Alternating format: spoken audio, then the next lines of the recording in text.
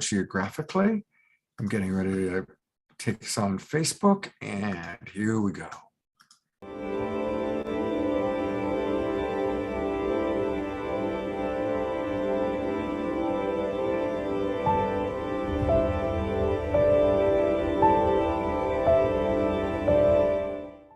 What if I were to suggest that you play a key role in the awakening world?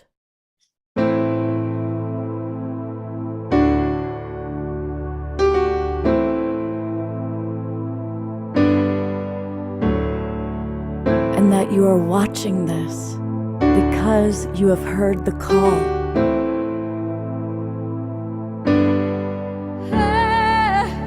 We can start right now by opening our hearts and minds.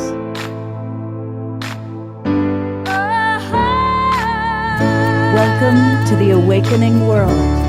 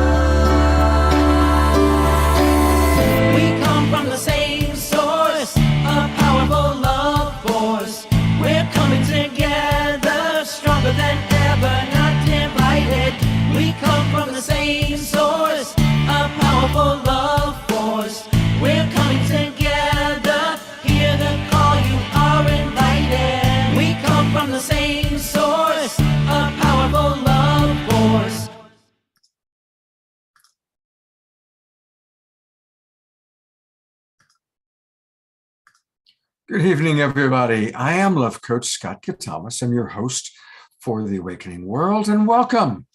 It's nice to see, as always, a lot of our dear friends already coming into the Zoom room. And I also want to welcome all of you who are watching on Facebook. And a big thank you, as always, to John and Summer Raymer. They run the Sign Network, S-I-N-E, and that gets us out to as many as 100 Facebook groups and pages. So that means that most of you are watching us that way.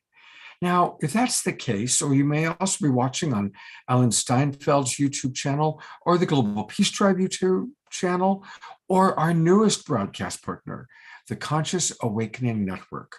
All these different ways that people find us, and I appreciate that. And I want to invite you to come on into our Global Peace Tribe Zoom room. And that way you can directly interact with my wonderful co-host Leah and myself. We have some really wonderful videos we're going to be showing tonight. And we really want to get people's input, your feedback. We're going to comment a lot.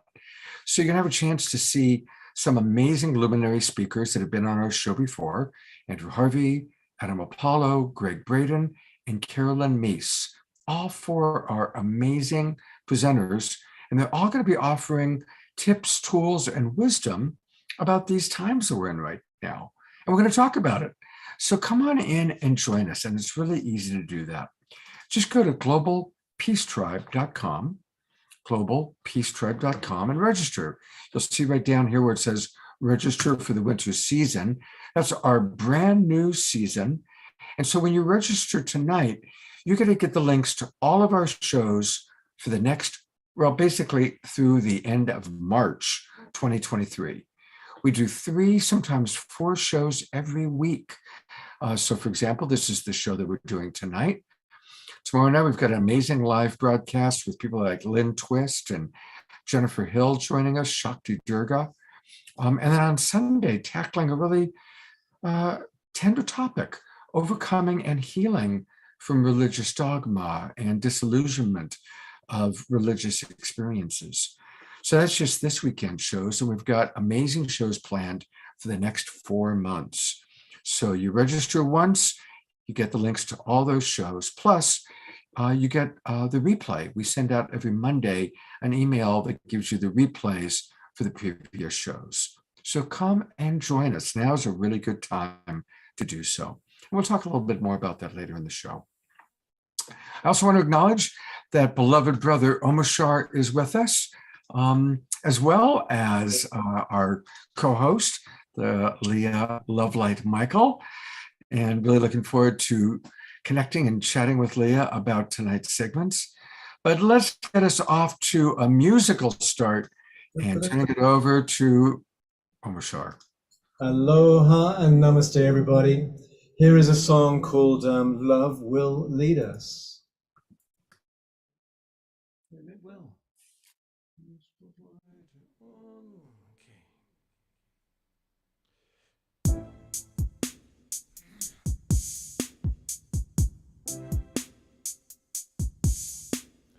Our love will lead us on.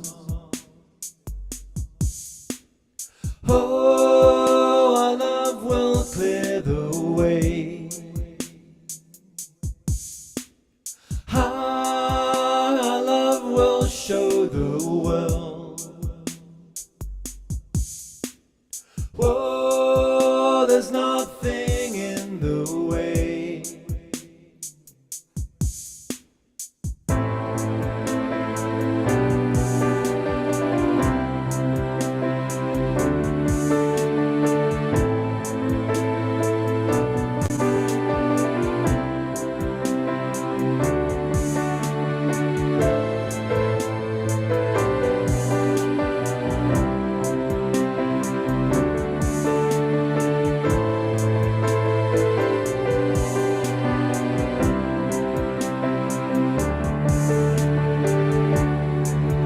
Light of love has come,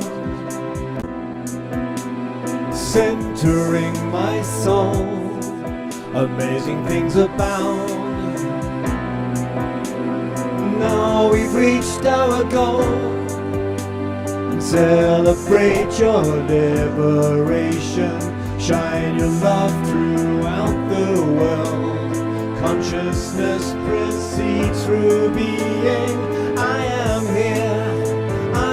Now, and we will light the way. Our love will lead us on. Our love will clear the way. Our love will show the world.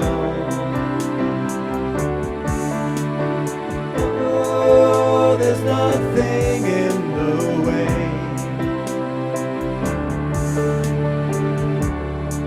Let go of stories old. Walk into the new. Free to be at last. So stand up and be true. And celebrate your liberation.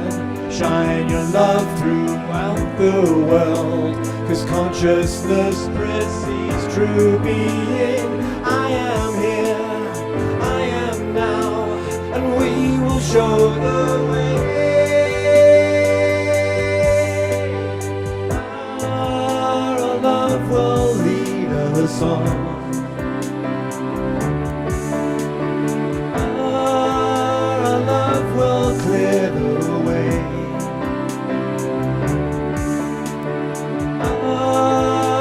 Love will show the world.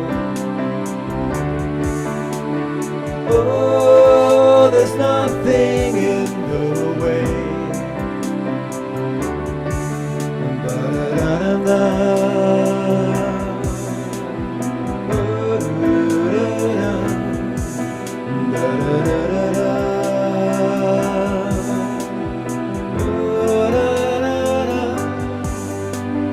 Celebrate your liberation. Shine your love throughout the world, 'cause consciousness precedes true being. I am here, I am now, and we will light the way. Our love will lead us on.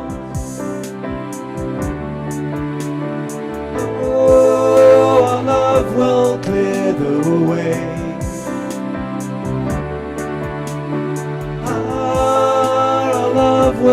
know the well. Ah, there's nothing in the way.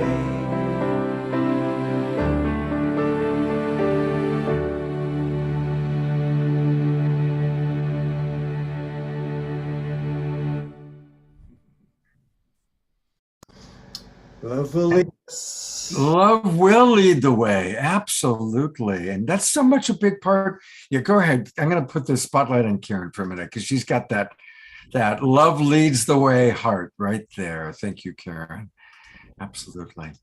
Hey, everybody, a reminder, if you haven't already done so, go to Bandcamp, omashar.bandcamp. And if you haven't gotten his albums, get them. They're wonderful. It's a beautiful way to listen to Omashar throughout the week, and a way to support him because he sure does a lot to support the awakening world. Thank you, Scott. Yeah, thank you. And you know what? I'd love to get some of your feedback tonight to some of the videos that we're going to play. So, my pleasure. All right. Well, I'm really grateful that Leah Lovelight Michael has agreed to come back and co-host again.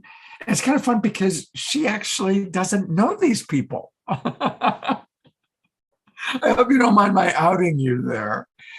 But it's actually kind of fun because you've got you're going to have like a fresh opinion of what some of our luminaries here have to say. Yes, a beginner's mind. Exactly. And Leah, of course, is coming from Montana. She is a brilliant coach and a retreat leader. She works both with individuals and corporations. And I've just really enjoyed getting to know her. She's got a great mind. And she, like I think all of us, is really committed to awakening. She's done a lot of work on herself and a lot of work supporting other people. So she is a perfect co-host for this show. So it's great to have you with us. Thank you so much. It's such an honor to be back and to see familiar faces. And I'm really excited for the adventure of the evening. You know, before we start, you were sharing just before we came on in the show about your understanding about full moon in Gemini. And I'm imagining some of us might be feeling that. Do you want to share with the audience kind of your understanding about what's happening right now? Right now, well, it's very limited. I'm definitely not an astrologist, but I do know that Gemini is about, two things living within us, two personalities, two sides to everything. And so I believe that this full moon is really about like facing each other, what's inside, and it could be a little bit confrontational and it could be a little bit more endearing. So it definitely has the possibility to feel like multiple people are living within you. I know I've been feeling a little bit of it myself these last few days. So yeah, as a coach, I've had a lot of people doing some pretty intense stuff. So it's a big time. So everybody slow down, breathe, watch our shows, be inspired. And if you're feeling a level of intensity, don't make big decisions right now. Not a good time to make big decisions. Talk them over with people that care about you and are centered. Definitely. All right. So I've chosen 4 of our favorite luminaries, Leah, and they all are talking about these times. And these are all people that have appeared on the Global Peace Tribe shows. And this very first segment is very short. It's only 90 seconds, but kind of really sets the tone for what I believe is taking place in our awakening world. And this is, of course, with Greg Braden. So let's hear what Greg has to say. The caterpillar that is to become the monarch butterfly is a voracious eater, and it will consume and destroy. Are you guys seeing video? there's no video, can hear it. Yes. Funny. Oh, there we go. Oh, there he is. There Look it at is. that. So let's start again. All right. Greg Braden on caterpillars, take 2. The caterpillar that is to become the monarch butterfly is a voracious eater, and it will consume and destroy its environment before it goes into the cocoon, into the chrysalis. And if you believe that we follow the natural rhythms and patterns that nature is showing us, it's a beautiful analogy for what we have done here on planet Earth. We have consumed almost to the extent where we cannot consume much longer. But the caterpillar goes into this state where everything breaks down into chaos. If you were to look inside, it's mush. It is this thick, sticky, gooey mush that looks like total chaos from inside. But then this beautiful thing begins to happen. A few specialized cells begin to awaken before the others do. They begin to awaken and recognize that something new is possible. And they are, in fact, called in biology the imaginal cells. And it is those imaginal cells that inform all of the other cells in the sticky, gooey mush, that something greater is possible. And they become the organizing principle that allows the other cells then to align following what the imaginal cells now have shared as possible. Everyone in our audience tonight, everyone tuning in, everyone on this panel, and many others that may not even know are the imaginal cells in our collective awakening. Were you familiar with that analogy before, Leah? Yeah, I've definitely heard it before. It's quite beautiful. Quite beautiful. It always makes me think of what would it take for the imaginal cells or the awakened people? What would it take to actually start to form and create a butterfly within humanity? And I think that shows like this are doing exactly that. So I'm really grateful you've set out on this mission to bring people together. Oh, thank you. Thank you. And yeah, I do really believe that is what's happening. That is, and it's such a good analogy, including, my dog for all of a sudden wanted to come up. So she got very assertive just now. That was really something. So yeah, and the part about the voracious eating first, right? That really is interesting to me. Very, very interesting.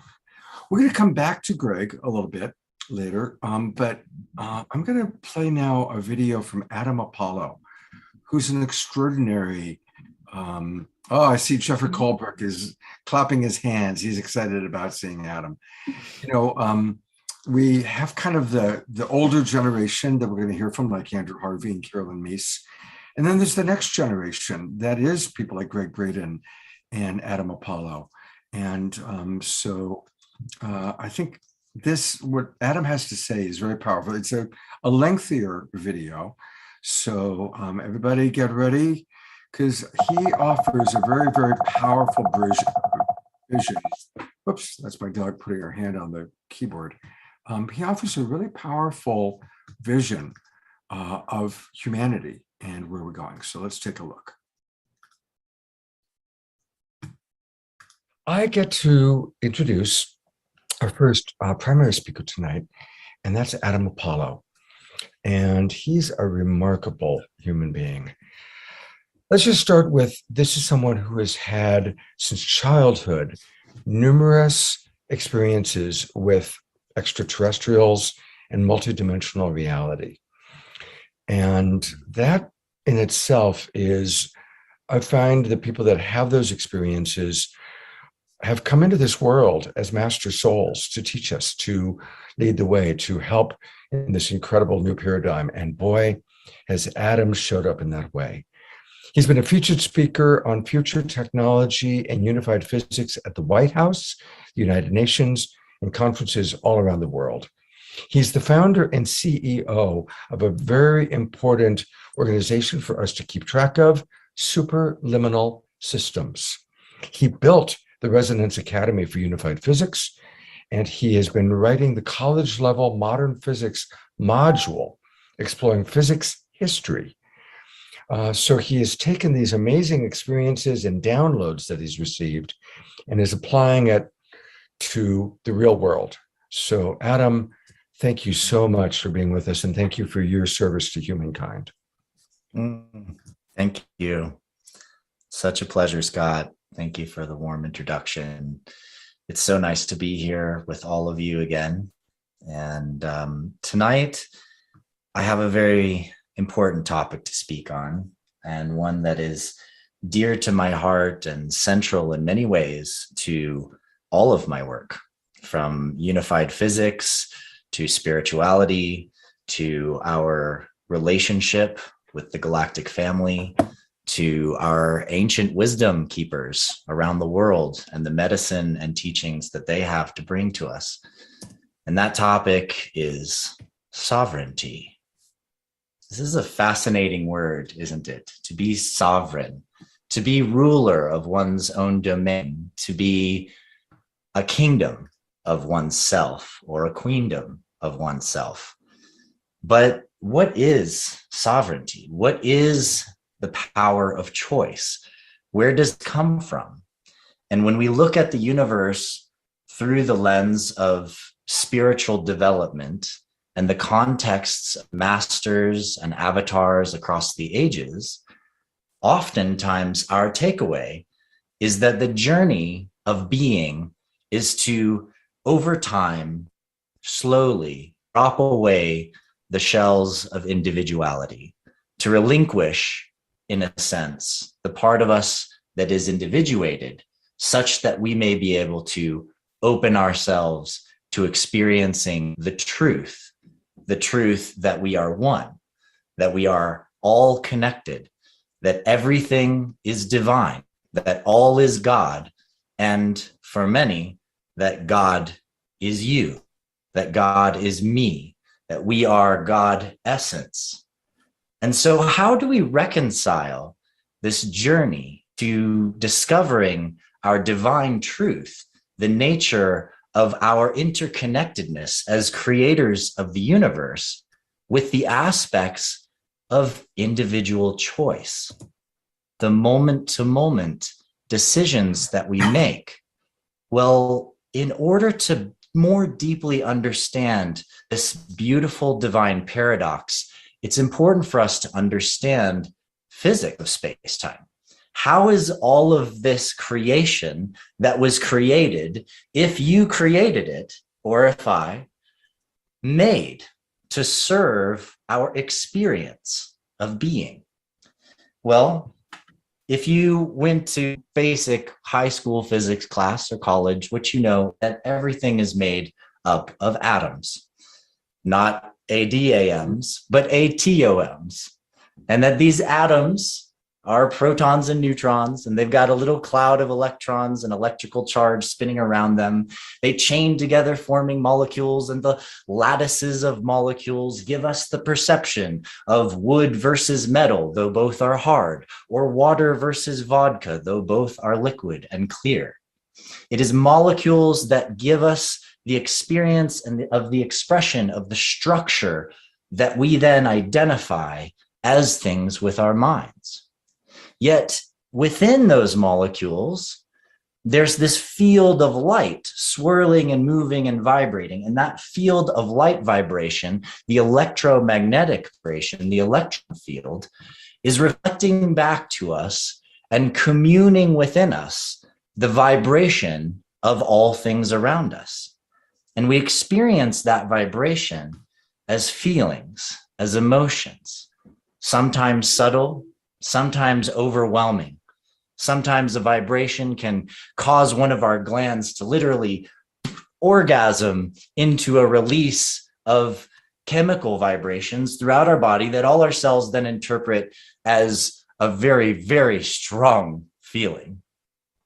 Yet inside that field of vibration, there is these protons and neutrons. Well, what are those? Well, first off, neutrons, when they're released from the center of an atom, they decay back into a proton, meaning that they literally release a little bit of energy, reset their spin, and they're a proton within a split second, hundredths of a second, thousands of a second in most cases.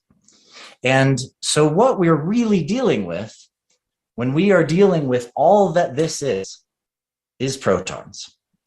Protons are like the fundamental little sphere, the space-time that could curve itself enough to forming this individualized essence, this individualized thing that's literally just a ball of space-time curved around itself and spinning at the speed of light. And that object, that little tiny thing, is where we get all of our experience of mass and matter from. the mater, the mother, the experience of Gaia, the experience of Maya, the universe itself is composed of these little protons. Well, I've had the pleasure and privilege to work with a dear colleague, Nassim Haramein, who many of you know, and built an academy to help bring his work through. And in the process, as that academy was ramping up, he developed an equation to figure out how many little oscillations of space-time itself exist within a proton. For he and I and many others had long come to realize that all of space-time is this beautiful energetic lattice, a field. We are inside a superfluid crystalline field that is communicable, that vibrates me to you to we can exchange, we can feel. Mothers can feel when their kids scrape their knees in the yard. We are interconnected by the field of entanglement that braids us together in this fabric of space-time. And that field fabric is made of just a bunch of little oscillations of light. It's literally just all light. And so a proton is actually just this field of light that has curved enough to wrap back around on itself and become this little ball. And protons never die.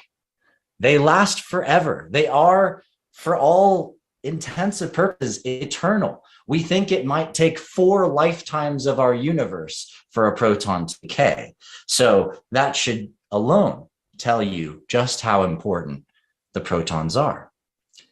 But in my own work, I took Nassim's calculation for how many oscillations exist within a single proton, which is in the volume of the proton about 10 to the 60th Planck spherical oscillations. Now, that's a 10 with 60 zeros after it, right? That's a big number.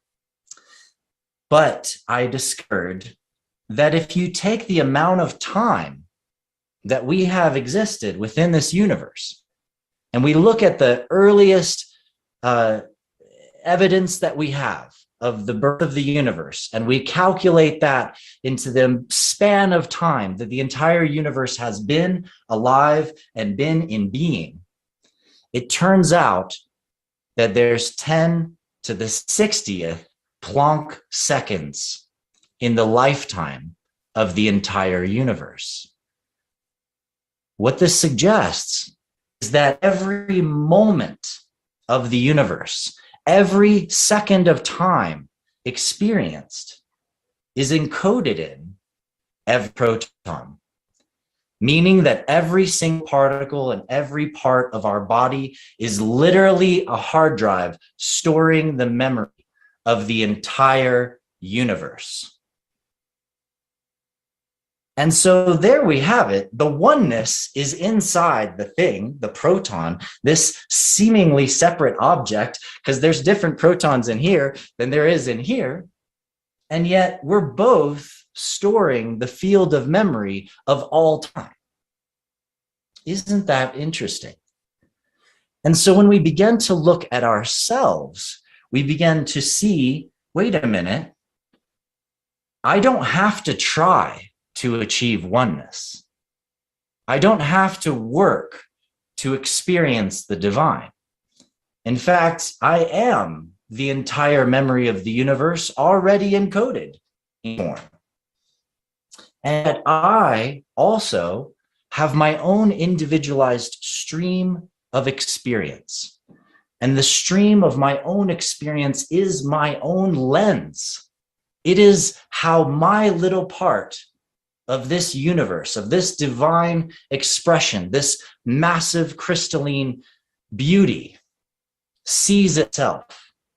And there is so much preciousness in that acknowledgement, and so much sacredness in my own view, my own perception, my own choice, including my own mental constructs and the ways that I create limits and games for myself to overcome certain challenges and grow deeper into my own being. And the choices that I also make to claim my space, my truth, my essence, the choices that I make to support others and see them for who they truly are and support them for whatever choices they may make. For when we deeply get in touch with the key to individuality, this essence of truth in who we are, both as individual beings and as divine collective beings, when we look at the unified harmonic matrix, which I teach often, half of our energetic vehicle is dedicated to us individually, while the other half of our energetic vehicle is dedicated to us experiencing us collectively.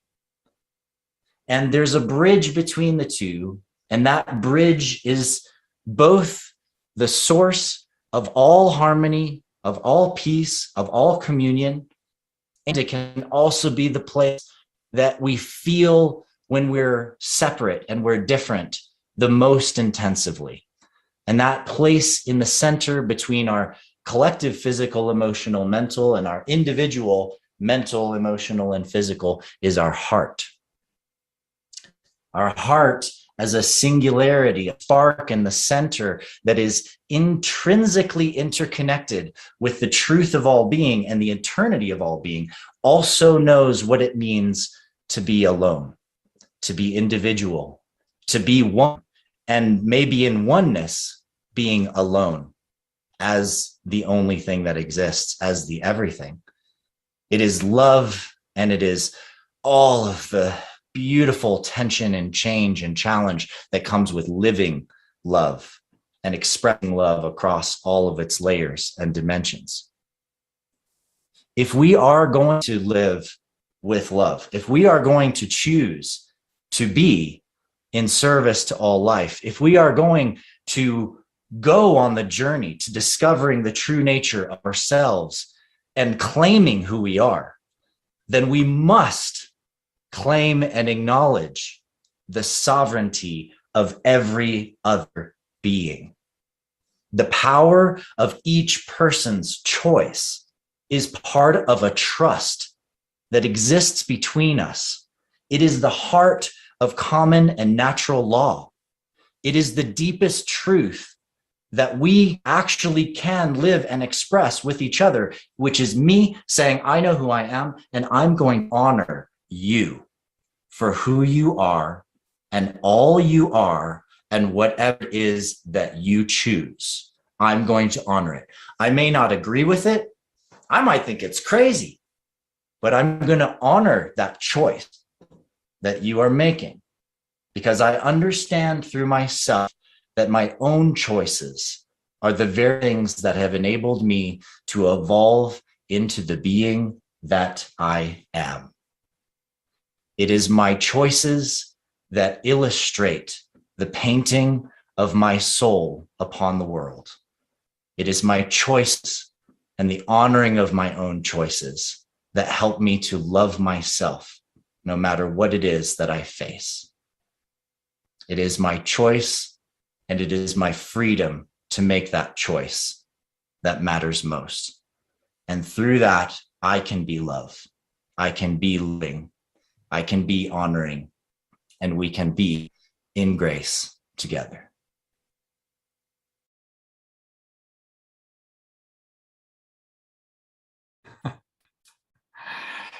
You know, as Dia writes, so very well expressed, making retention of this material easy while he is still sharing pretty phenomenal stuff. So Leah, as a virgin to Adam Apollo, what stands out for you? I mean, I totally agree with Dia in the fact that he's so very well expressed and he makes it really easy to understand. I have a lot of respect for his perspective on it. And I loved when he said, my choice illustrates the painting of my soul on the world. I thought that was so beautifully put. Because for me, I do believe that the only thing that we truly have hope and control over is our own choice.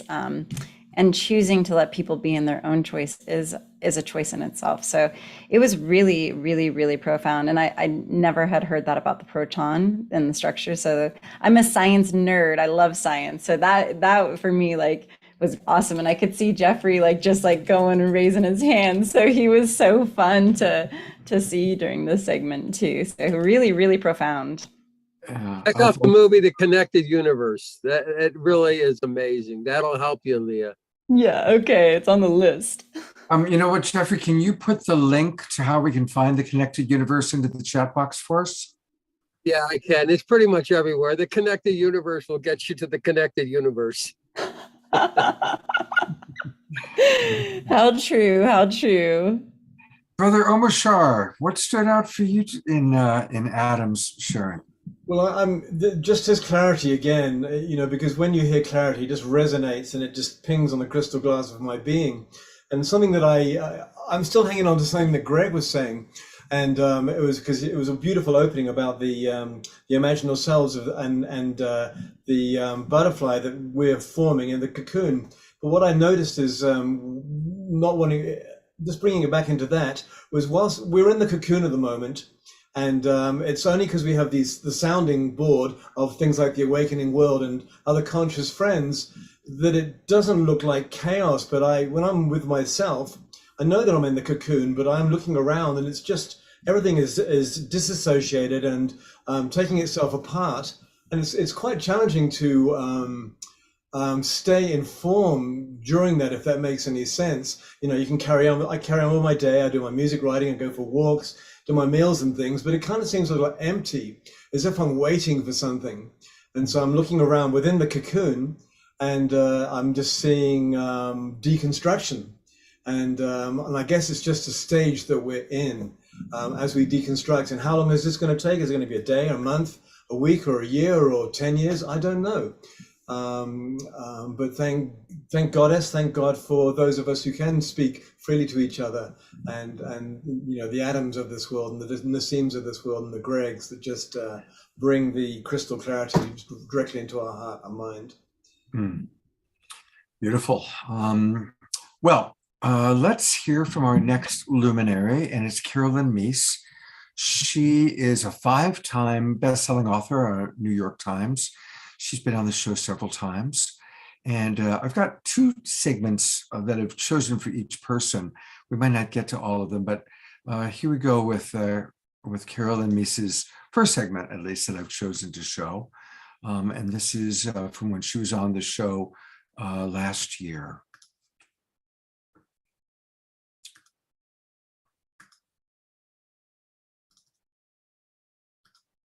Here we go.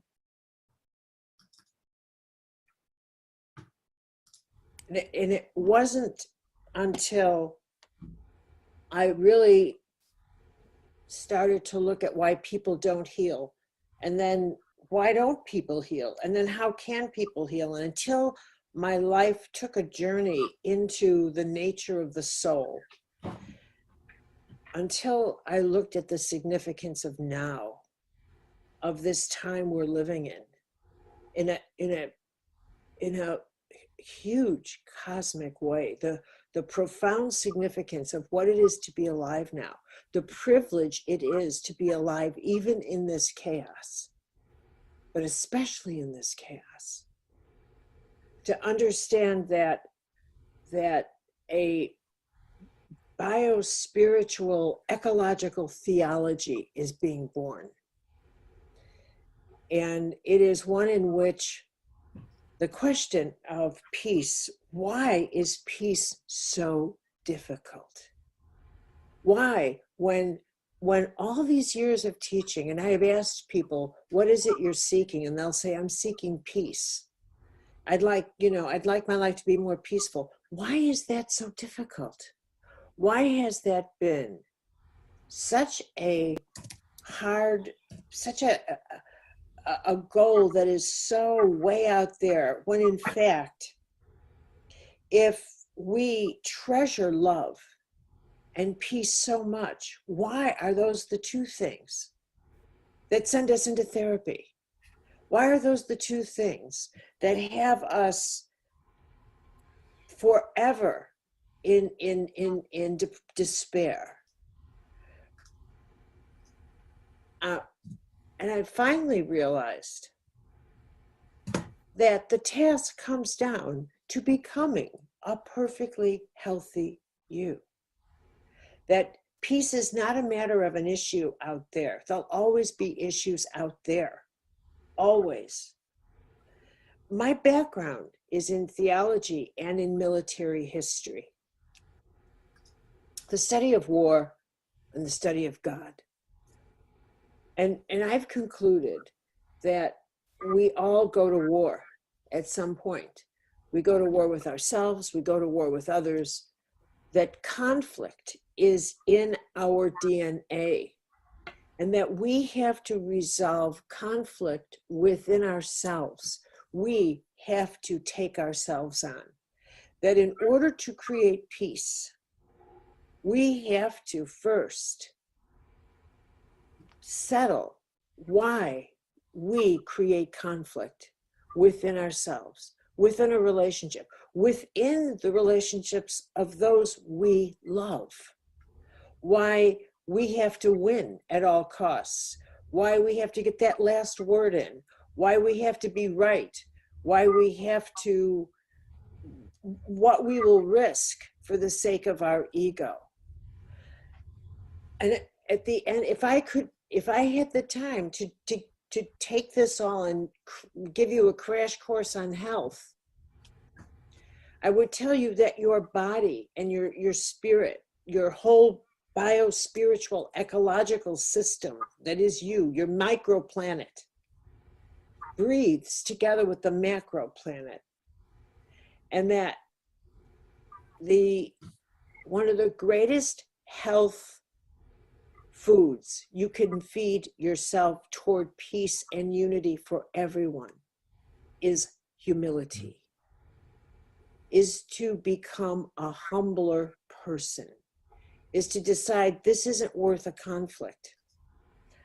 This isn't that important. I'm not that important. I'm to really humble up, to really begin to live a humble life on this earth. That is, for me, one of the true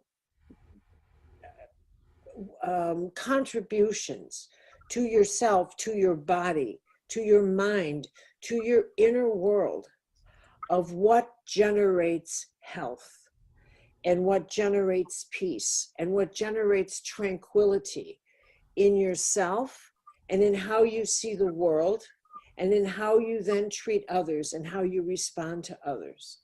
That this is the way in which we begin to generate an atmosphere of peace and tranquility around us, is by beginning to live in a more humble frame of mind that says, and to not fear being humiliated by following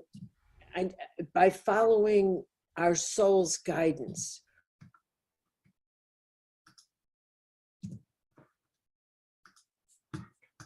There it is. You know, I love her understanding of the power of humility. And that's what stood out for me. Leah, again, your introduction to Carolyn Myss. What stands out for you? I'm going to echo the power of humility and humbling oneself. I think that's a sacred passage to go on, almost a rite of passage, I think, if you are on a healing journey. I loved her combination of war and God and this like meeting in the middle of it. You know, I wrote a book on fear, and in that fear, it's like it's love and peace that we all long for, but I think it's also what we all fear the most in many ways, because if we find that love and peace, then what is existence and beyond that? And so it's very profound. I really enjoyed it. And I do think that humility is a really secret ingredient to peace in life. It simplifies a lot, that's for sure. It's that old adage of would you rather be right or would you rather be happy, right? You know, and it's so important for us to look at. My friend Paul Sterling, who's a love coach, he's come up with a term which is no BSW, bad, stupid, or wrong. And to really notice, when am I engaging in a conversation or a debate or an argument where I'm trying to prove that the other person is in some way bad or stupid or wrong. Mhm. And my great mentor, Marshall Rosenberg, taught about, if you really want peace in the world, because that's what Carolyn was talking about, how do we have peace? Eliminate all enemy images. That begins with noticing anytime you dehumanize somebody by saying, what an asshole, what a bitch, what a jerk. Anytime we dehumanize another human being by assigning a word like that, our problem, nobody is an asshole. There is no asshole in the world that's a human being. There are people that do things that piss us off. There are people that make choices that don't meet our values. But our problem isn't with who they are as a being. Our problem is with the choice they're making. But when we escalate it to dehumanizing at that level, it's an act of violence. Absolutely. Brother Omar Shard, would you like to chime in? I'm going to bring you up, see if you'd like to chime in on this. Yeah, the chiming in. It's as we awaken, and I remember a few years ago when I was starting to realize that I was actually awakening.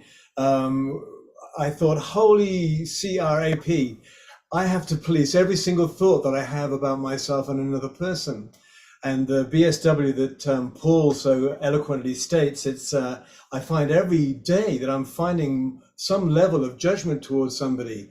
And I just have to say, stop, this is not acceptable, and pull myself in again. And of course, that's when the humbling is and the humility is, because if you realize that some knee-jerk reactions you've had with somebody, and suddenly you're judging them, and you pull it back in, there's this kind of this shame thing that happens at the same time. My goodness, I just dissed another human being. And so it's just a process. And and going back again, I think I wrote it in the chat to what Adam was saying, of the protons, and the memory form within each proton was the memory of the entire universe and the entire intelligence of the universe. So that just shows to me, well, all I have to do is get really silent and tune within to find my way forward. And so that's my little snippet for now. There's so much. This is such a full topic, and it presses all of my consciousness buttons. And so yeah. I'm going to read a couple of comments, and then we'll move on to more Greg Braden. Dia writes, our DNA is evolving out of the warring component. The 12th strand is being reestablished. I'm very grateful to Caroline's 3 decades of inspiring me in my spiritual growth. George writes, Dr. Gabriel Cousins confirms Caroline's opinion in his book, Sevenfold Peace, in which peace begins in the body and proceeds outward to family, society, and culture. Thank you, Susan, for sending invitations to 3 friends for the new season of The Awakening World. I'm really grateful for that. And we are going to be talking about the new season of Awakening World in a few minutes. Really do appreciate everybody's comments. And we're going to go to a little more from Greg Braden. I'm kind of coming in to the middle of a sequence where he was with us on Saturday Night Live. And then I'll stop it when we get to him talk about the caterpillar part again. So here we go with some more Greg Braden.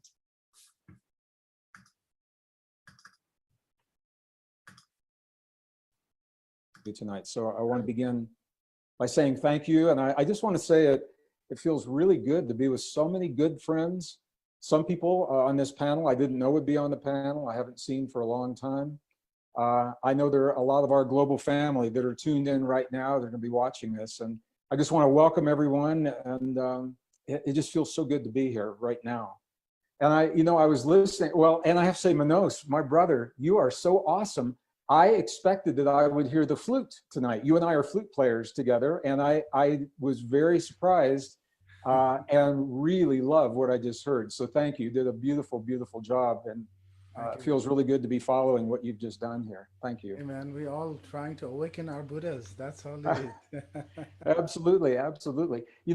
Teresa, when you were doing the introduction and we were showing the film at the very beginning, I had this flash, the beginning of the movie Contact, where all of the broadcasts that have ever been created on planet Earth, they continue to emanate into the stars long after the broadcasts are complete between us. And I cannot help but think that somewhere parked out on the edge of our solar system or our Milky Way, wherever they are, they're getting this broadcast tonight, and they're probably saying, man, it's about time, that these people are waking up to this possibility. So it was very present with me. I had to share that as we begin tonight. So, many of you know me through the Global Coherence Initiative with the Institute of Heart Math. I've been with that project, Roland and Claudia and many others since the inception. And so many people are going to talk about that tonight. I'm going to talk about something a little bit different. Teresa, you mentioned that you've been sitting in your chair all day. I have been the same, doing the same thing. So many people believe that because we're in this global pause, that somehow everybody's taking a break. And I have to tell you, nothing could be further from the truth right now. Behind the scenes, we are busier than ever, busier than we've ever been. And I've been in meetings all day long. There are groups working with adjunct groups, the United Nations, adjunct groups, governmental agencies, social agencies, everyone recognizing that something so extraordinary is happening right now. And it's not something that you're going to hear on CNN or Fox News or the mainstream media. It goes much, much deeper. And I think that people, even the people that I talk to in the grocery store, they're coming up and they're saying, what just happened? What just happened?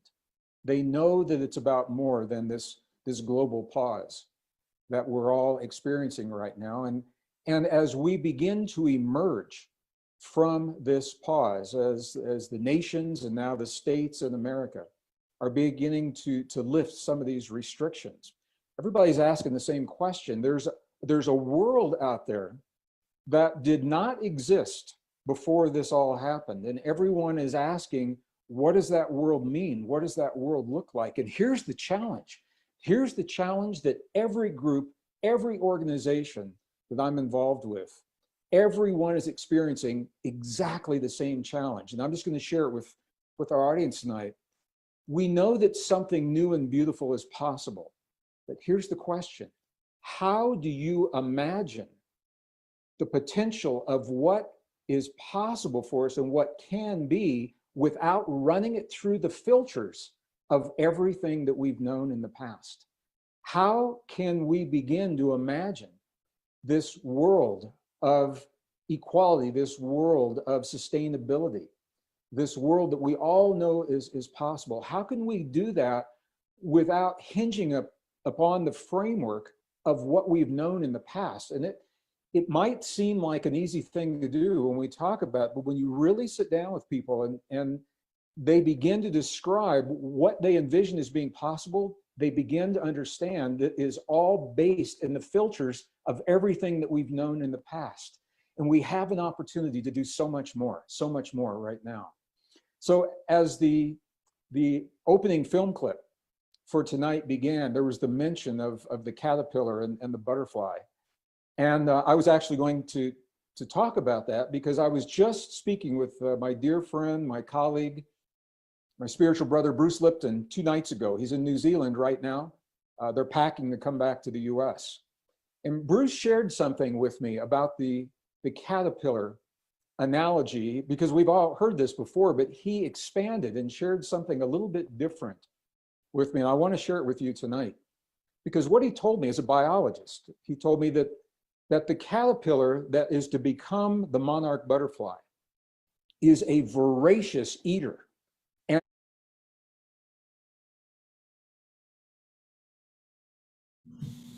Oh, you're muted. I need to unmute myself. Thank you. So yeah, there you have it. And it's kind of an interesting little capsule because obviously I went back. This is from a year and a half ago. So, you kind of a little bit of a time capsule there. But I love how Greg really does talk about all that's going on underneath what we don't see on CNN and what we don't see on, certainly what we don't see on Fox News. Showing a little bit of a bias there. Leah, what's alive for you? Well, I just really appreciate the powerful question that he was asking of how do we imagine a potential without the lens of the past, our biases and other beliefs. And it really gives me hope for the future because I think that kids are coming in different now. And so I think that, obviously our youth is maybe still too young to create impact, but they see the world so much more differently than we do. And I think that they're good people to ask this question too. I think it's such a powerful, powerful question, imagining what might be possible without the lens of like what we already know. Because this new world, even right now, we're still coming back into it, and creating it. What might be possible still. So I really, how do we imagine? I'm going to take that and chew on it for a while. Like that was a really great question. Yeah, and again, it comes down to the analogy, or we can use the analogy. How could a caterpillar ever imagine being a butterfly, right? It's like so radically different, but those imaginal cells, right? Mm-hmm. And maybe that's one of the reasons why the John Lennon song Imagine has become, one of the most popular songs of all time. Mm-hmm. Is it triggers within us this deep recognition that we really need to imagine a world of peace. We need to really actively imagine something different than what we've known and what we've seen. We can't create that new world, so we really can have an awakening world taking place. I think the beauty of what you just shared, Scott, too, is the imagination. Our mind really doesn't know the difference between if it's real or if it's imaginary. And so what might happen if we all do stop and just take time to imagine what might be possible? So I think that that's a really beautiful reflection. Yeah, you're inspiring me to do that tonight. I'm a big fan of Einstein, and if you read Einstein's quotes, probably half of them are about the power of imagination. Mm-hmm. How, and I'm paraphrasing, but I love the quote that's something along the lines of, the true measure of intelligence is how quickly we can change our beliefs. Right? Mm-hmm. And then that leads to the power of imagination. Because and if you listen to the great artists, they allowed themselves to receive this incredible thing. I'll give another quote that I love. Bob Dylan was asked, how do you write so many songs? He said, I don't write them. I just write them down. That's great. And again, that's the power of imagination. Just, the great artist within any of us, really allowing ourselves to just open. Karen writes, imagination is how everything is created. And Dia writes, that which we imagine is reality. Absolutely. Brother Omar Shah, I'm going to bring you into the conversation here. What comes up for you, partner? Well, what comes up for me is the word belief. I had a little trigger there because I think that we need to eliminate all beliefs in everything to return to our original imaginal self. Because if we're imagining through prior beliefs, we're going to just create the same as the filter of the belief we're thinking to. And if it's true that within us, within every proton of our being is the universal truth, then we don't need to believe anything. We just need to know. So if we get into contact with the divine source of ourselves and can start accessing the universal intelligence, then we're in a state of knowing. And from that knowing, we can truly start imagining something really phenomenal and great. And we need to hold it as a group vision, because if we don't have imagination, we're just going to have a rudderless future. And we cannot allow that to happen anymore. We cannot, because we'll just recreate what just happened. And something that Leah was just saying, or someone was saying, I think it was you, Leah, about new children coming into the world. I watch, for instance, my children, or my child, and how much they've been influenced by the smartphone, right? And I'm not too sure that giving somebody who's been educated by an iPhone since birth and an iPad is the best person to imagine our future. I'm just throwing things out here. I'm not saying this is all formed. I'm just, on the fly here. Unless we put the iPhones down, unless we put everything down and start to fully connect with the earth and the divine, our divine nature and the mother within, we're not going to be able to envision a future that we haven't already envisioned. And that's my $1 million for right now. I'm appreciating that. And I'm feeling a little guilty about my addiction to my iPhone. Well, no, me too. Dude, it's right here. And I think to 15 years ago when I didn't have one, I think, what happened? This is now, zip tied to my ventricle and left ventricle. And however, I'm also, it's a wonderful thing. It's wonderful, but it's also equally dangerous. Yeah. So if you've been brought up in a city and you've been brought up with just screens and this and everything that CNN and Fox and everyone else puts out there, the game's lost already. And it's those of us with conscious parents, we have, have some chance at a greater imagining. Thank you. I got home just today. I was walking Jasmine Bear, and we were walking in a really beautiful spot along the bay, and I was checking my iPhone. And I caught myself, I realized, Scott, the sun is out. You're walking the dog. You've been in front of the computer screen for hours already today. And look at that addiction, right? It's dumb. My walk today was exactly the same. I left my phone on my bed and I thought, hang on a minute, how about going out without your best friend? And what a concept. I had trepidation. It's like, really? And so I ended up going out for almost an hour walk, but I put it in my pocket, but I didn't take it out. So that was one thing, but I still took it with me. It's like, really? Beautiful. Very honest, very honest. Hey, I want to, first of all, thank Adrina for being the first person to register tonight.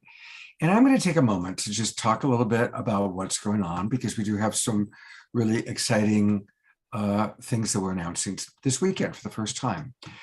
First off, Kristen and Cornflower, who are two of our absolute favorite musical artists, and they met through Saturday Night Live, through the Global Peace Tribe, and have done, I think, 4 concerts together now. And I said, hey, how about we do one on New Year's Day? And they both liked the idea. So I'm announcing for the first time online on our show that kick off your New Year's Day with a concert with Cornflower and Kristen. It's going to be on January 1st. That's a Sunday this year, 1 o'clock Pacific time, 4 o'clock Eastern. And I'm also announcing that we have just opened registration for the new winter season. Yes, I have decided to do another season of The Awakening World. And we're going to make a couple of changes. We're going to move our Friday night show to Wednesday nights. So starting January 1st, our Friday night show will be on Wednesday nights. And that way we'll have kind of a midweek show, kind of break things up a little bit. Also, it will allow our beloved friend Trish Wright to come back and co-host on a weekly basis. So Trish will be co-hosting every Wednesday night. I will continue to have guest co-hosts for Saturday nights and Sundays, and sometimes on Wednesdays.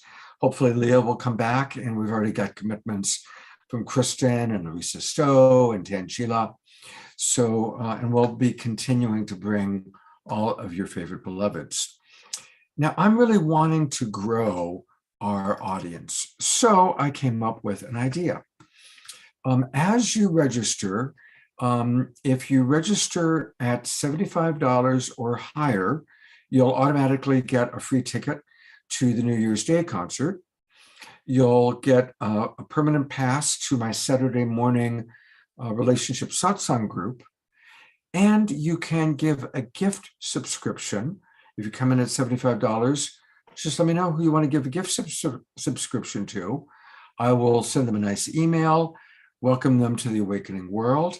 And for anybody who comes in at $150, you can give away 2 gift subscriptions. So I'm going to put all that into the chat box one more time, or maybe even 2 more times tonight. But let's really grow this, because to be honest, to continue this, I need to grow our audience. It's wintertime. People are now going to be back home. They're going to have, they're not going to be out as much at dinners, festivals, restaurants, and such. So now that we're kind of coming back in, is a good time to really remind people or turn people on to the awakening world. And a big thank you to Susan, who has already invited 3 of her new friends. Let's really grow this out, because as you all know, our shows are fantastic. We do amazing, wonderful, frigging shows, and we need a bigger audience. So this is my pitch. Please help me get out there, pass the word on. And, next week is a really good week to invite people, because on Saturday night, we're going to have a really special show. Deborah Giusti's coming in to co-host with me, and we're going to have a lot of our favorite presenters all about ascension. We're going to have the Twin Ray, William Henry, the Stargate people, Pagit and Julianne. We've got Cornflower doing music, Omashar doing music. I mean, every show is great, but we're really making a big point for next weekend shows to be especially dynamic and exciting for a lot of new people. So let's turn on new people to the awakening world. I'm counting on all of you for your help and your support. Thank you, thank you, thank you. All right, with that, let's go hear a little bit more from Carolyn Myss, also from a year and a half ago.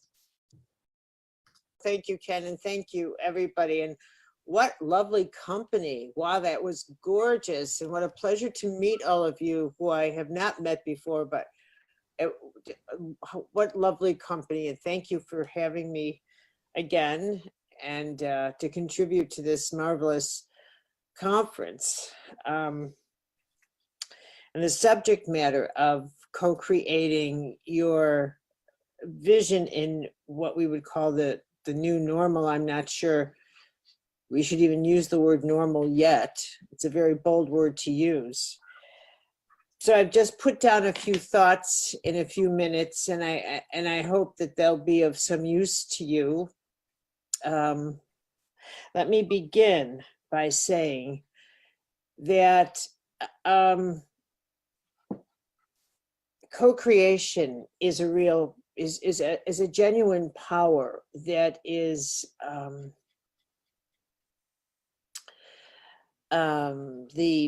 your soul is your battery for co-creation, and we don't have the time to talk about how all of that mystical phenomena works, but suffice to say, live as though you get it, that you get that all life breathes together, that in choosing to heal yourself, that is an act of co-creation, and the beneficiaries are all life. That as you heal yourself, you are in fact healing the planet, and it doesn't make any difference that you do not understand how that works or why that works, which begins the first stage of the new normal. That the new normal is going to be a bio-spiritual ecological theology that's going to be rooted in the laws that govern nature, govern your body, govern all creation, and these laws are a manifestation of the nature of God, that we are living within the laws of God, and that at some point, though none of us listening will live to see this happen, we may well be at the beginning of what will become a sacred soul ecological life system. We are on the verge of entering a galactic community.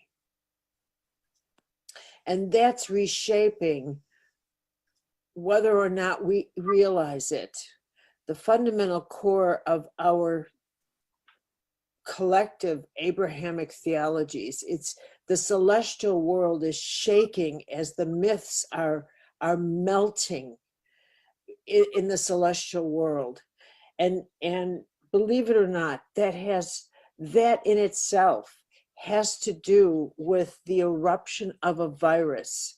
I know that I feel like I have but a few minutes to tell you that even that is contributing to the rise of hysteria that the world is feeling, and the phenomenon occurring at the exact same time that some force greater than life, than the life we see, has stopped the planetary community and communicated the message to the whole: heal now, heal now.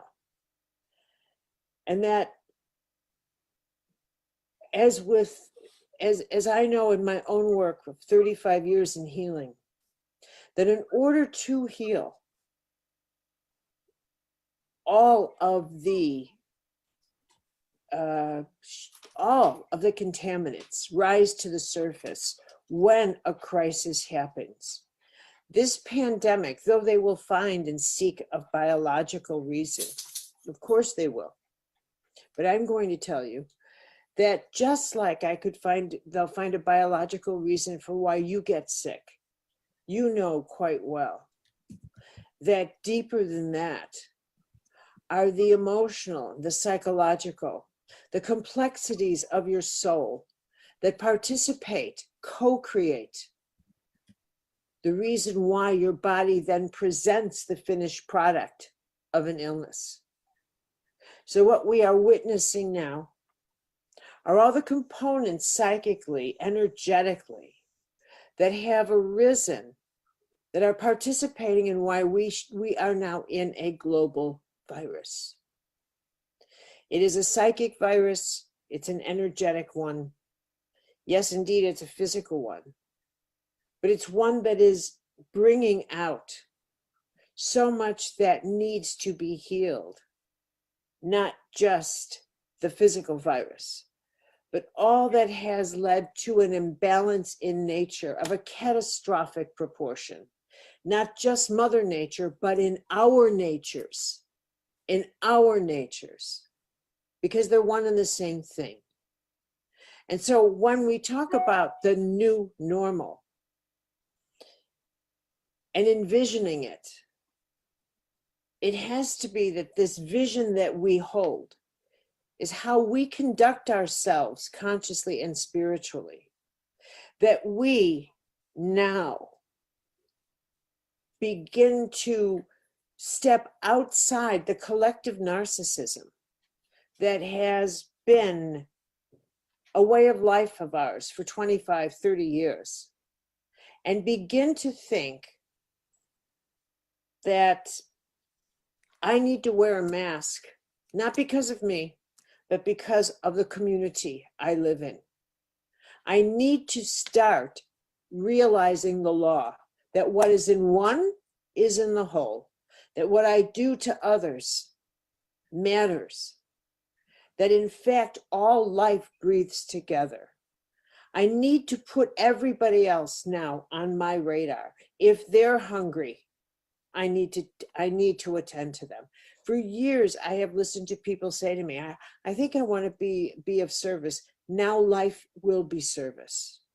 Now all of us will be called into service for humanity, because this is the moment. We will not pass out of this easily. No, we will not.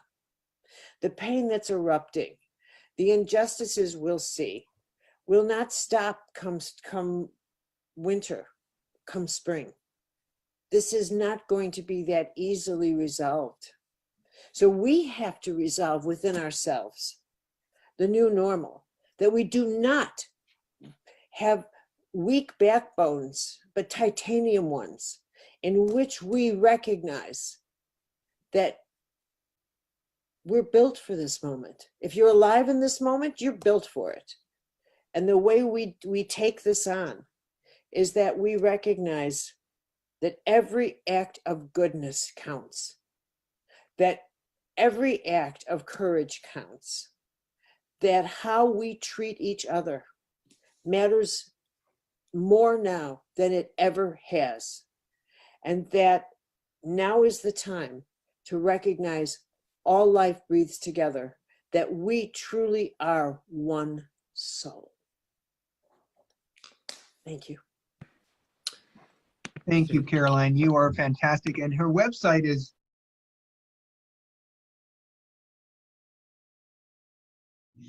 You muted again, Scott. You might remember that Kenny Kaufman from the New Living Expo was my one of my co-hosts on a regular basis back in the Saturday Night Alive for the Global Peace Tribe days. Leah, same question. What stood out for you? Well, I think you had put it into the chat, stepping out of the collective narcissism. And that really goes back to the prior clip where she talked about being humble, you know, in the sense that, like, if we're going to heal together, we have to be together. And I loved how she just repeatedly said, all life breathes together. And I could just almost feel like the expansion of the call and the group, like actually just breathing together. I think that starting it off with the idea of co-creation, I wake up every day and think, how am I going to co-create today? And often it's how can I make somebody else smile? How can I make somebody else feel good? And first and foremost, before I go out and do that, how can I co-create that within myself? So I have a lot of respect for her and her perspective, for sure. I'm really grateful to get to meet her this way. Yeah, she's great. They all are, you know, and they're luminaries. They light the way for us. They really do. We're going to hear from one more person, Andrew Harvey. But before we do that, I do want to make a couple of more announcements. You know, as I mentioned, Leah is a wonderful coach. And so I just want to encourage people. I just put her website and a little bit about her into the chat box. And a reminder for everybody watching on Facebook, that's where you want to join Global Peace Tribe. Come on in. All these good things going into the chat box. But, you know, Leah, when I asked her about her coaching, and what she says on her website is she helps people transform their inner world to achieve the wholeness in life that they desire. And I think that's a beautiful way of putting it, Leah. So Leah's website in general is Leah Lovelight, her name, leahlovelight.com. And you can book a session with her. You can work with her, and it's really easy. You can book a call. Yes, I will accept your cookies. And Leah, tell us a little bit about it. When people book a call with you, what are your discovery calls like, and what is that? Yeah, absolutely. So really the discovery call is to find out if we are a match for each other. Every person has a guide, and every guide has the person. And really it's just getting to know what you're looking for. I work with a lot of people around fear specifically. I have a lot of experience in somatic work. And then I also support the creator who wants to launch something as well. So my support can go from the personal inner world to the personal world that you want to create on the outside. So it really has a broad spectrum of support. When I work with individuals, I usually bring them in to a 6-month or a 12-month container. And we do mindset, somatic work, we do lifestyle design. So it's a very expansive wholeness program that I have put together, because ultimately I believe that we all should be sovereign. I love that Adam had said that originally in his post. So I really do help individuals become sovereign beings within themselves. Oh, Yeah, and even if we don't work together, it's a fun 30-minute conversation. So 30 minutes. I might sign up for that. yeah. And if I'm not the right fit, I always do try to find the right fit for somebody too. So I believe if we want to grow, we should grow together. So Thank you. I really appreciate your integrity. yeah. All right. Well, our last guest is someone I absolutely adore, Andrew Harvey. And Andrew coined the phrase sacred activism. We had, gosh, I guess about a year and a half ago. Oh, it'll be 2 years actually in January. In January of 2021, he did a 4-hour workshop for us, which was really incredibly powerful. I mean, this man has traveled the world. He's written over 40 books, and he usually collaborates. He's written with Carolyn Myss, who we just saw. He's written a book with the Dalai Lama. He's a really remarkable human being. And a little bit about Andrew's history, because it's a fascinating history. His father was the ambassador to India from Britain. He was the British ambassador to India.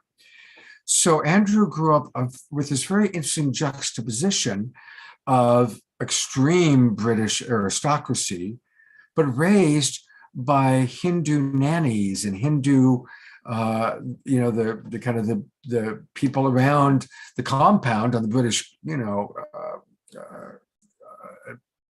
what do you say? The British, what's that word? Embassy. Thank you. Right. All the Hindus that were like lower caste, hustling around and being supportive of the British aristocracy and the British embassy. And so he saw that difference between the, British aristocracy and talk about humble Hindu people. And he loved them both.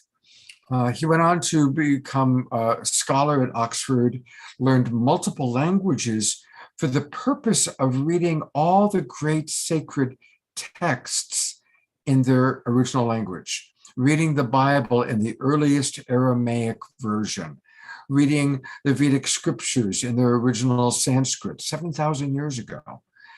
Brilliant man. Anyway,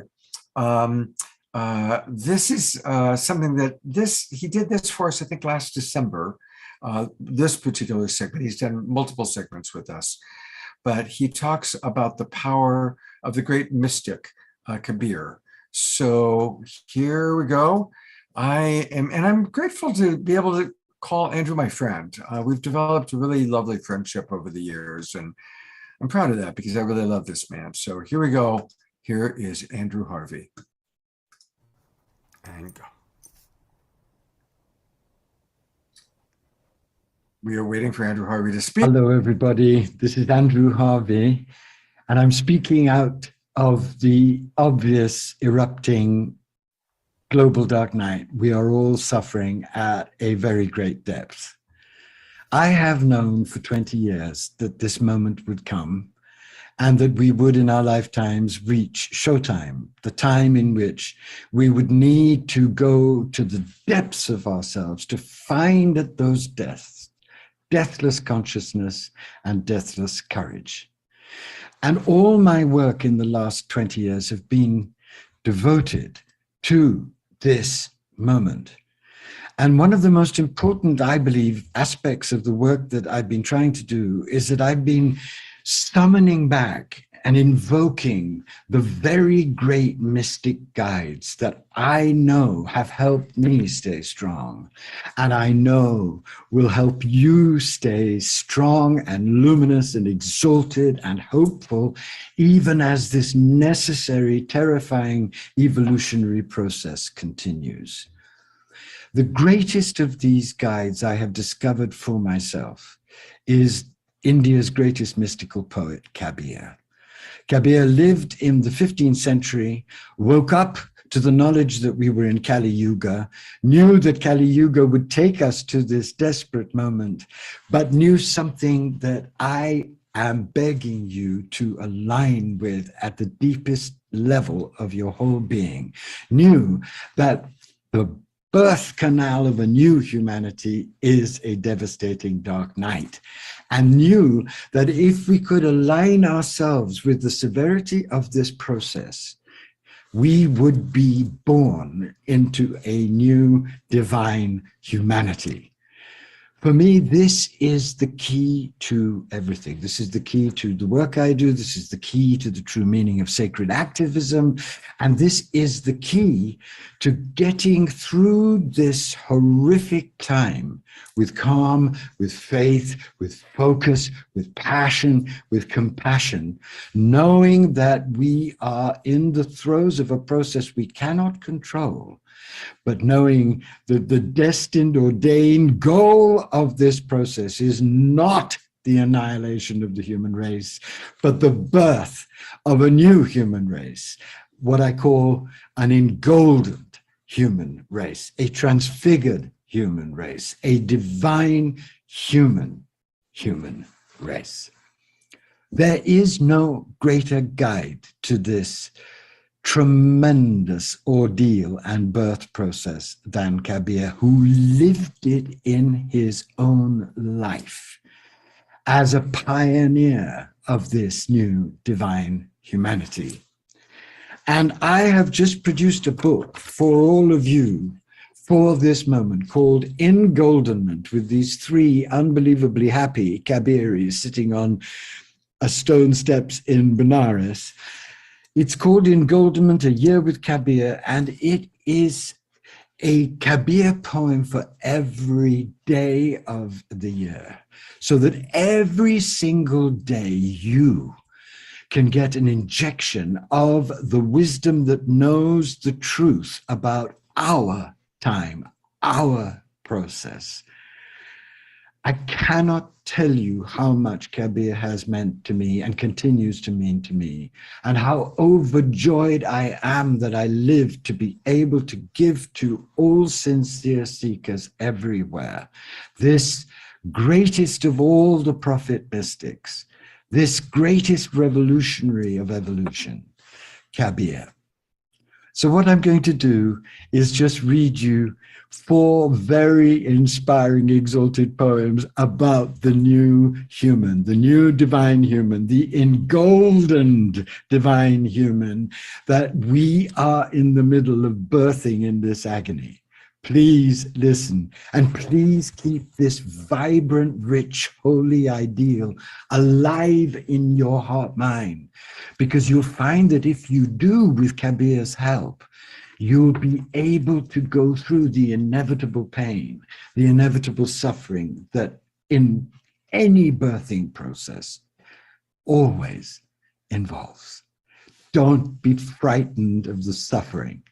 It's not the suffering of the end, it's the suffering of the birth. And as any mother knows, and I've spoken to so many mothers about the birthing process, it can be absolutely nightmarish. But when you know that it's because you're birthing something amazing and new and unprecedented, then with spiritual practice, you find the guts, the calm, the faith, the trust, to go through whatever you have to go through, so that the divine plan to birth you into engoldenment, the engoldenment of the mind, the engoldenment of the heart, and the engoldenment of the body can be fulfilled. But don't believe me, I might be on crack. Believe the greatest poet the world has seen with Rumi. The greatest. This is awesome. Thank you so much, Andrew. This is really, really. Can I read these 2 great poems of engoldenment? Absolutely. Can't wait. This is essential for us now. Kabir is the oxygen of our survival with grace through the dark night. And if you want, and I beg you to want it, not because I want to buy property in Malibu, I'm perfectly happy with my tiny condo, but because I want you to have the help that he's given me. And I know that what in my life has happened is that Rumi came first to prepare me, to soften me up, to receive Kabir. And that's what's been happening in the global stage. We've had this wonderful Rumi Renaissance, which has opened so many people to the divine beloved. And now, at our moment of terrible danger, Kabir's voice is coming in to give us the skinny in the most fierce and glorious way. So for the price of a rather mediocre breakfast, if you order Engoldenment from Amazon, you can have Kabir for life, for this period, for all that we're about to go through. And he will keep you steady and strong as he has kept me. And God knows it's been hard, but I've had him in me and around me, sustaining me. And I have wanted with every cell of my body to allow you to have that sacred companionship by this great heroic pioneer of the next stage of our evolution. So let me read you just two wonderful poems about what's happening to all of us, if only we can align ourselves with it. This is December 8th and December 9th. When lies and deceit ran out of my body's house, I realized the Lord in all his splendor. Rain came down in torrents. After the wild storm, torrents of divine love drenched me, body and soul. Then, O Kabir, the sun soared out, the sun of glory, the sun of realization, and darkness dissolved forever.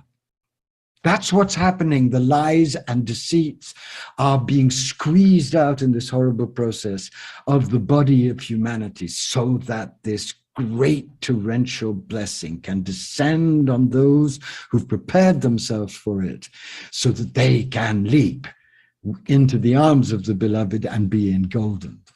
And when you are engoldened, or the process beginning of engoldenment, you will understand this poem, because this is the poem when someone gets that they're being utterly transfigured by the miracle of the beloved's grace. And you'll notice that in the first line, he says, conch, gong, trumpet, and that's the sound of an Indian temple. And what he's talking about is the moment when you realize that all the suffering and all the pain and all the horror have led not to the end, but to an unimaginable blessing of being engoldened in heart, mind, soul, and body, remade, reborn, renewed. We need this like we need oxygen. It's the truth. And we need to make that truth adamantine in our souls so that we Absolutely. Absolutely. This is for you, Scott. It's for everyone listening. It's for all human beings. And it's especially for the work that you do with such heroic courage every weekend, offering ways through, offering modalities, offering practices, offering different voices for people to claim their spirit. People like you are midwives in this great birth, and I bow to you for all that you give me in your love and loyalty, but all you give all beings. So I'm dedicating this in the name of Kabir to you. Thank you so much.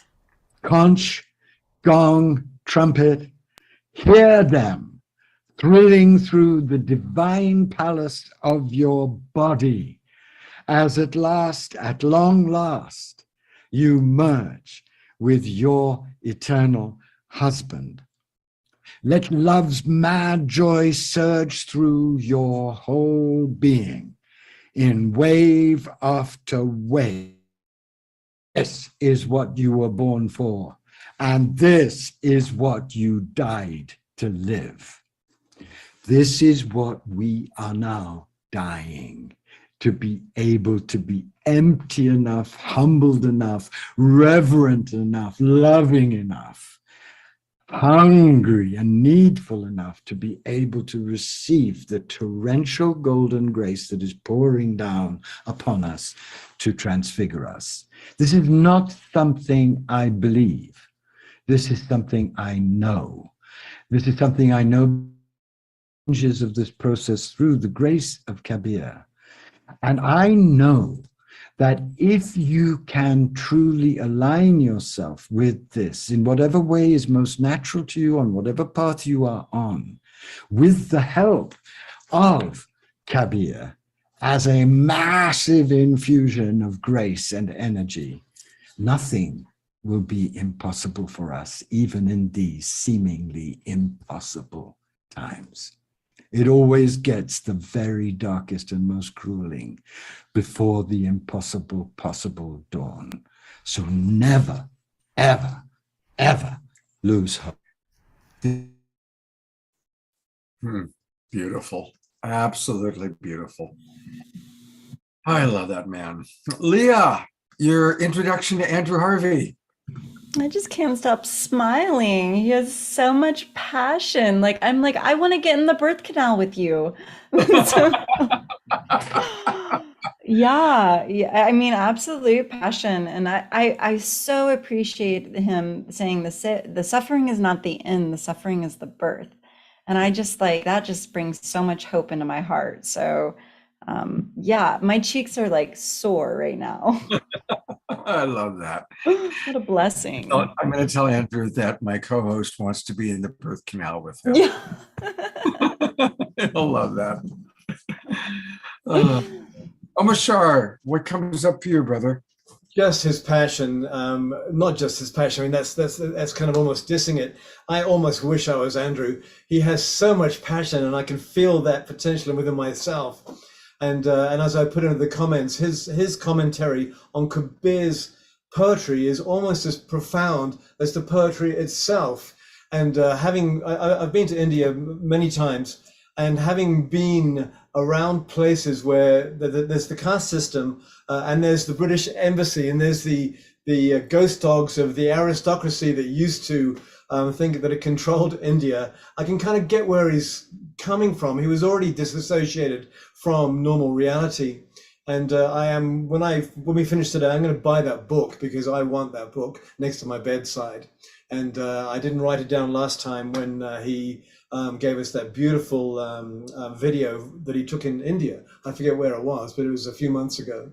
But what a beautiful, beautiful man. I'm just so impressed, and I'm so glad that you ordered this evening's video clips the way you did, because it's just, I feel alive again. Holy smoke, I didn't realize I wasn't alive, but thank you.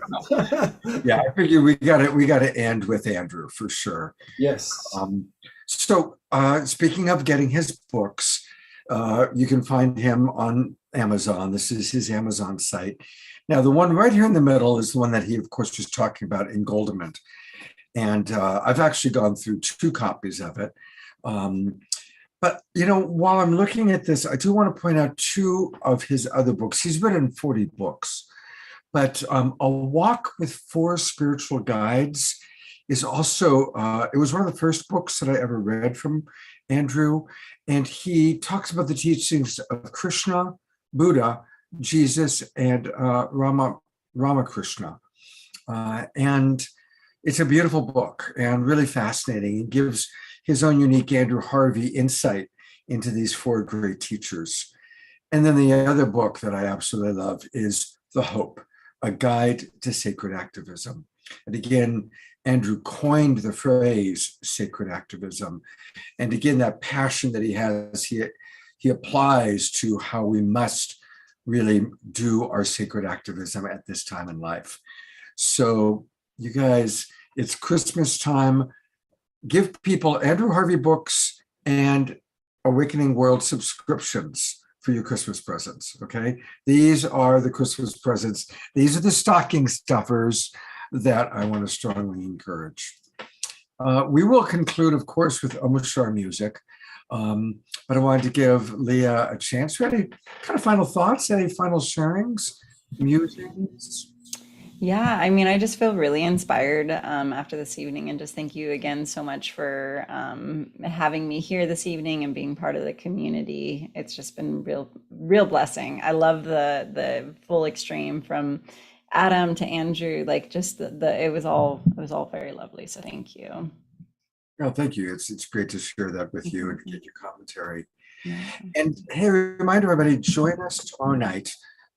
We've got Lynn Twist joining us, Shakti Durga, a new guest. I haven't met him before, but Dr. Ara Supia is Deepak Chopra's #1 guy. And then, of course, Omashar will be providing new musical offerings, and Tatiana Speed is coming back. We love Tatiana. And my co-host tomorrow night is Jennifer Hill, and she always does a terrific job. She actually is invited Dr. Ara. So please join us tomorrow night. And then on Sunday, as I mentioned at the beginning of the show, when I was kind of going through the shows, we're going to be doing a really kind of important topic. I'm imagining many of us have a certain amount of disillusionment from the original religion that we may have been raised with. I find that most of my clients and friends went through that, and some have gone through some really serious trauma if they were raised evangelical or whatever. And Reverend Temple Hayes will be with us. She's gone on to become one of Unity Church's most inspirational worldwide teachers. But she was actually raised in a very evangelical home in South Carolina. Her father was the deacon. And when she came out as being gay as a teenager, she was told by everybody in her family, including her mother and father, that she would go to hell. And the family laid the ultimate guilt trip on her that, you have shamed our family, and we are just so devastated that we will be in heaven while you are in hell. Imagine as a teenager having that happen to you. The other guest that I'm going to have, Andrew Jasko, has written a book about overcoming religious trauma. So it's going to be a very dynamic conversation, and that's going to be what we're going to be doing on this Sunday show. So please join us. And to lighten up that difficult topic, we will have beloved brother Omashar choosing whatever musical offerings come into his field of inspiration. Wow, that was a trip, young man, because that belief in heaven and hell, holy smoke, how many of us have it in us, even if we weren't religious. And I grew up in Britain. And of course, Britain is Church of England, generally speaking. And Church of England is just a variation of Catholicism in a way. But good old King James thought he could do it for himself. And good old King James, whatever, he's gone, but he's probably reincarnated as somebody lovely this time around. So I'm going to play a song now, and it's called Love Is All There Is. And I played an unplugged version of it a few weeks ago, but I'm going to play the rocking one now. And so do we have any dancers? Is Jeffrey with us tonight? Of course he is. Yeah. And also, Sylvia always does a wonderful job. She usually has something that she's holding up. So I just want to acknowledge Sylvia, and also Karen Eisenberg, or wonderful other dancers. We're missing Eleanor Joy tonight, but we appreciate anybody who gets up and moves and grooves to the music.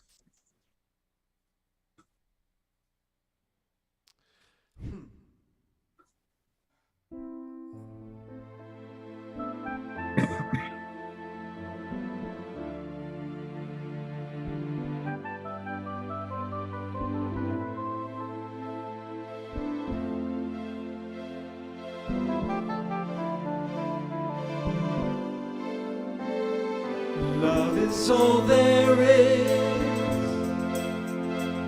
So put your hand in mine. Keep open your heart.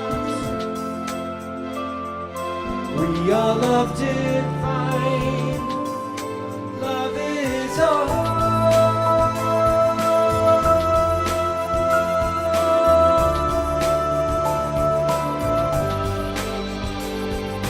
Love is all there is. Love makes you feel good. Love is perfect. Love is all there is. Anything less is nothing. Love's for everyone. Love is in everyone. Love is you. You are love. Love is, truth is in everyone. Love is truth, truth is love. Love is, love is, love is, love is all.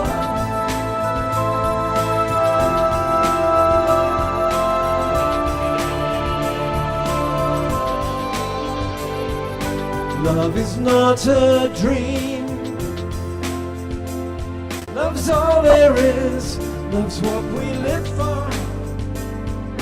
This love lives in you, touching you, guiding you. Love is in everyone. Love is you. You are love. Love is. Truth is in everyone. Love is truth. Truth is love. Love is. Love is. Love is. Love is. Oh.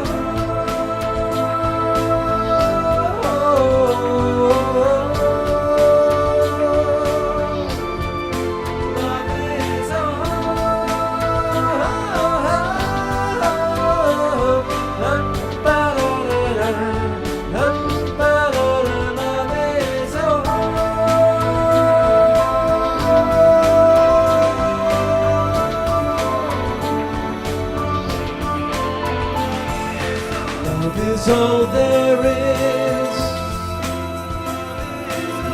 Love lives in you. So keep open your heart, 'cause we are love divine.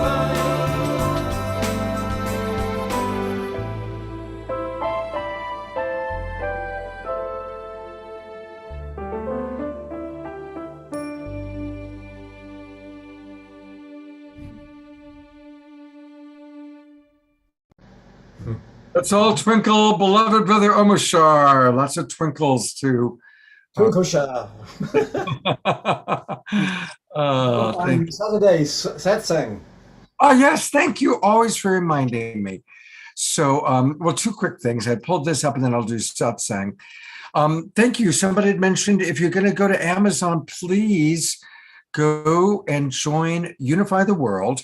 That's our partner, and a little itty bitty fraction of what you spend on Amazon will come back to us. So this is a way, not instead of registering for the Awakening World, but it's a nice little adjunct. So please do that, and I will put that in the chat box as well. And yes, every Saturday morning I do lead my relationship satsang group. And this is, several of you have been coming, and it's a wonderful way for us to come together. It's not recorded, it's not live streamed. It's just those of us present talking about what's going on in our lives. And as a love coach, I enjoy offering tips, tools, practices to enjoy life to the fullest. Sometimes some of my other love coaches join us. So that's tomorrow. 10 o'clock in the morning. Thank you, Omashar, for the reminder. And again, lots and lots of love, everybody. Thank you, Leah. I really enjoy having you co-host. And Omashar, I look forward to seeing you tomorrow night. And God's blessings, everybody. Get a good night's rest. Come to Relationship Satsang in the morning and the show tomorrow night. Yes, Mark, we will start creating Global Peace Tribe t-shirts, maybe Jasmine Bear paraphernalia. Take care, everybody. Much love and have a good evening.